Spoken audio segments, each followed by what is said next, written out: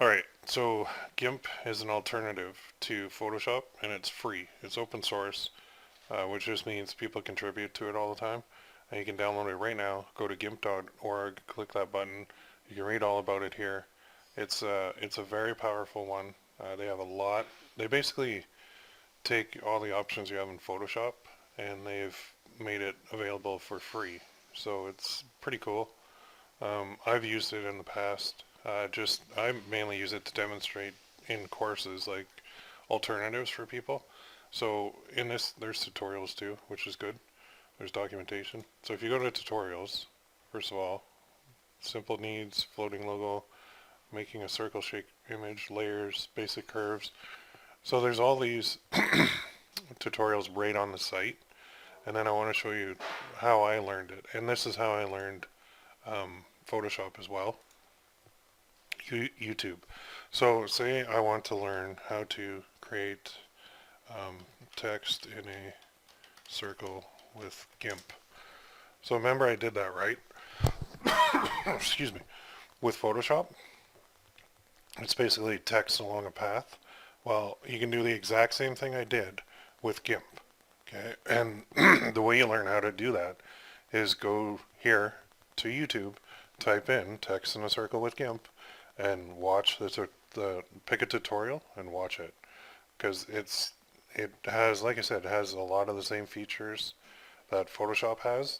It's just all the buttons are in a different place.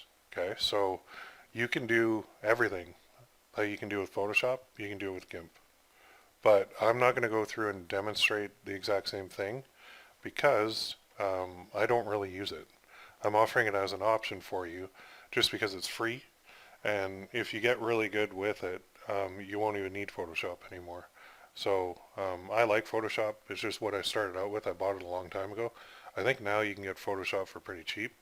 But if you're on a budget and you don't want to invest in Photoshop, then you can certainly do the exact same thing with Gimp. Same with resizing images. So let's go resize. Oops, I can't spell. Resize image with Gimp. So you want to do some mock-ups, excuse me, of your products. You go here. You go to YouTube, type that in, follow the tutorials, and you'll easily be able to resize. So here's like crop and resize. I actually used this tutorial before. It works well.